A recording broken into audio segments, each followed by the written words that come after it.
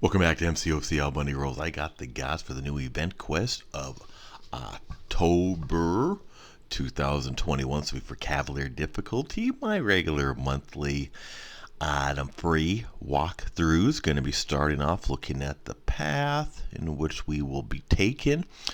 Looking for easy pass, skillful distraction. Skill attackers prevent the defender's evade abilities while defenders suffering from disorient, incinerate, or shock. So you want to get one of those debuffs on if possible. Gain indefinite passive fury attack, rating 35% each time defender's evade is missed and prevent. So you want them to try to evade but prevent it.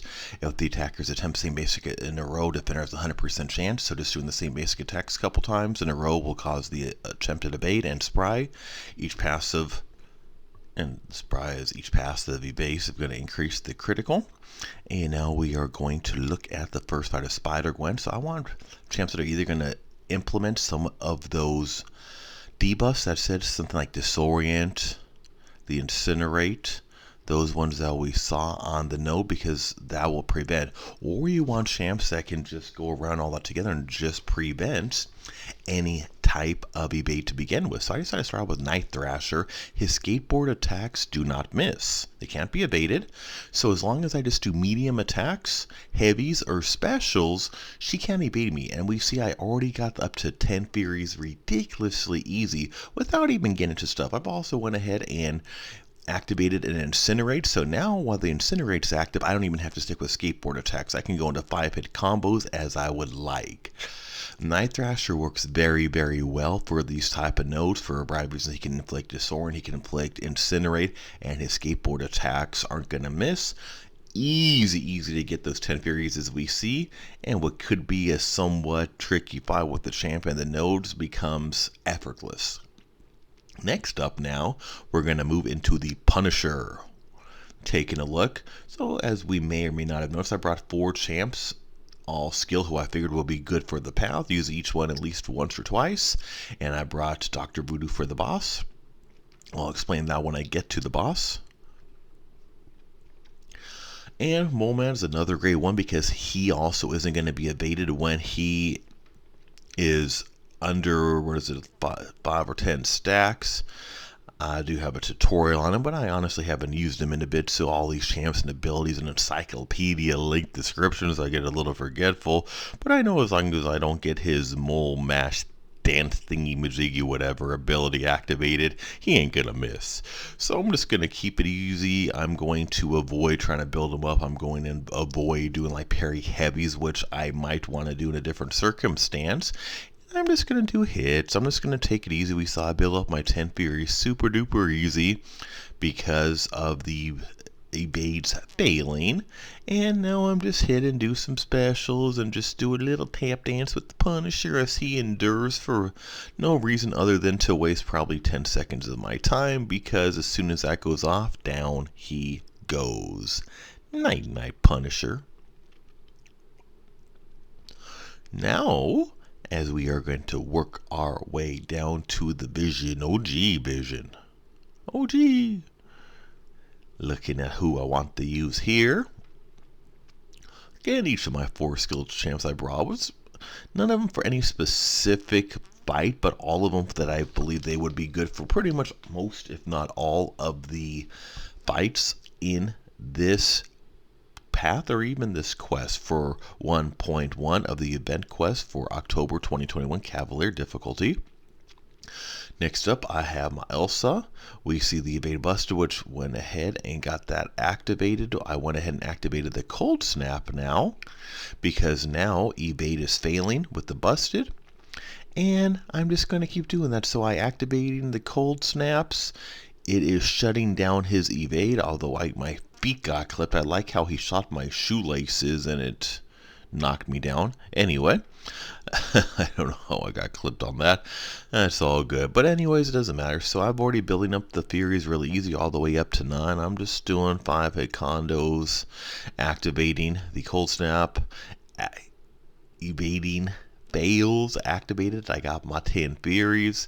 Now that's it. Oops, I accidentally pushed him to an S2. I forgot about that stupid power gain. I was trying to work into my special and finish him off, and he just got a power boost, which pushed him to S3 and it knocked down my power burn. So that kind of sucked. That gave my Elsa a much more of a beating than I had previously envisioned. That was just a little slip up on my side. Forgetting about a very simple sporadic power gain ability the Vision every once in a while does, and cost me an S3 to my head. But that's okay. We saw that she works. That's what I'm really aiming for here. I'm not trying to over-dominate any one champ on the path. I'm going to show you would work, because you probably don't have every champ I have. Therefore, I want to show you some different options. There's a good chance you'll have at least one or two of the four I'm using. Therefore, you can see who works. Kind of spread around the wealth a little bit. Now I'm going into this Night Thrasher using the same strategy with Night Thrasher I used previously, which is just use those skateboard attacks until I inflict him with either a disorient or an incinerate. If I even feel like it, maybe I don't even feel like it. Maybe I just want to build up his Furies and launch an S2 for some better damage. And at this point I am at an S2, so I'm probably going to do that. But now I'm going to go ahead and hit in there, and we see some very good damage with that S2 with those 7 Furies up. Keep those skateboards. If I want to go ahead and launch an S1 now, this time, last fight I inflicted the Incinerate, this time I inflicted the Disorient. If you don't know how I'm picking which debuff I activate, be sure to watch my tutorial. I have that champ tutorial playlist. I have a good tutorial on Night Thrasher, very underrated champ. I really enjoy him a lot, can do a lot of good stuff, can actually do really good damage too when you build him up, inflicting the different disorients. But if you want to know how to use him, what I'm doing, be sure to watch my tutorial on him. It will help you use him. Very underappreciated champ though. Now moving on through to the next fight as we see this big old green guy, the Hulk. Now as we get to the Hulk, looking at who I want to use, I'm like, you know what, I haven't used Falcon yet. So Falcon is made for these type of nodes and fights. I went ahead and activated lockdown. Well, pretty much most of the 4 champs I'm using to clear the path are extremely good fits. Falcon, all I do is lockdown. If you're not sure how to use Falcon, fairly straightforward champ, but if you're not sure, I do have a champ tutorial to include all of his abilities, how to best use them, on my champ tutorial playlist as well, so I would definitely recommend checking that out as need be. And as we see, Falcon just obliterated Hulk there. I mean, that was just ugly. Hulk ain't smashing, Hulk be crying after that obliterated embarrassment. Next up, we got the one-arm man himself, Mr. Aegon. And I'm trying to look at who I want to go. Like, you know what, I was kind of debating who I was going to use here. Falcon was kind of fun last fight, so why not do another Falcon? I had a little control hiccup right there. I was trying to dash in, and instead my guy started playing hopscotch backwards. Thought he was playing the hokey pokey, one step back. And Mr. Falcon is smashing this Aegon like nothing. He is making him his punk, although I spoke a little too soon because I just ran right into his specials. So he shut me up, didn't he? Well, maybe not literally, but more in embarrassment. That kind of sucked, but that's okay.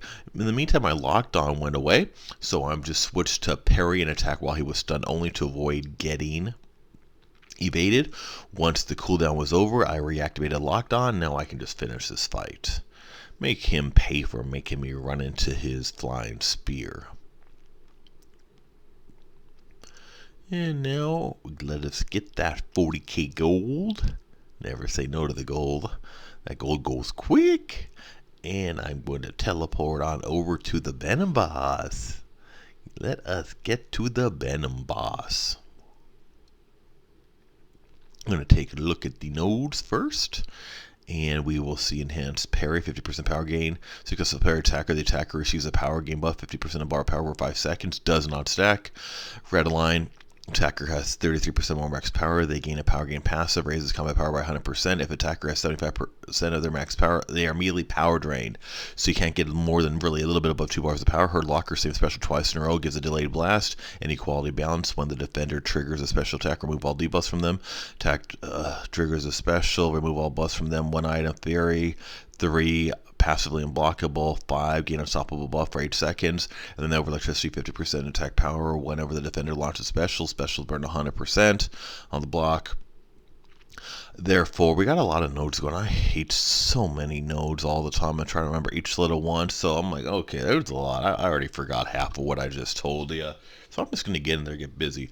My goal, I do know, well, that was not my initial, holy wow, what is going on? I guess my block button stopped working. I was trying to do some parries for that power gain thingy, and instead I took, what was it, like 8 hits? Well, this, was going into this thinking, I didn't even bring a backup for this. I was going into this thinking Voodoo was going to be an extremely solo, but I also wasn't planning on taking 8 hits off the very beginning. Well, okay. Let me get back to my strategy, see what happens now as I'm in a little bit hurt. Anyway, I'm trying to bait out this S1. I did get an S1 with all those buffs. We see over 3,000 per tick, so that's about 6,000 damage per second that's going on right now. All those buffs, I forgot about the unstoppable. I read that on the nodes. 5 or more removed. He gets the unstoppable. I didn't even see it pop up. Everything about that fight was just bad. Dr. Voodoo should be a good fit for that fight. I just made that fight look harder than it was. I spoke about when I used Mole Man earlier. As I take an uppercut, I don't know what is going on. There is a lot of lag going on. First day, first release of this, keep getting kicked out. So maybe that's why I'm having so many control issues this path. Maybe I just am getting slow in my tapping and swiping in my old age. But I am building him up to get his little monster mash dance thingy-majiggy active. They got the Furies, and I just took a special too. So I'm showing a lot of what not to do here. I will revisit this fight later because I'm making it look so much harder than it really is. But then again, we don't have to be pretty. We don't have to make it perfect. We don't have to do all these little highlights, showcase, show off stuff. We're just trying to get it done. If we complete this fight with all of our champs alive and full health, or only one with the sliver, it's all the same rewards, right? So it ain't gotta be pretty. We just gotta get those results. Bottom line, no revives, no health potions, no boosts, none of that junk needed or used. And if I can get through that boss as sloppy as I was, I know you can. Therefore, go for that. But keep that in mind. Keep him on the power gain, the power drain. If he can control his power, that would be ideal to the man. But I'll revisit that boss later. In the meantime, click that top left icon. Subscribe to Mcoc, Al Bundy Rules. Turn those notifications on. Check out my playlist from champ tutorials to the walkthroughs, event quests, story. I got tips and strategies. I got a little something for everyone. Thanks so much for watching.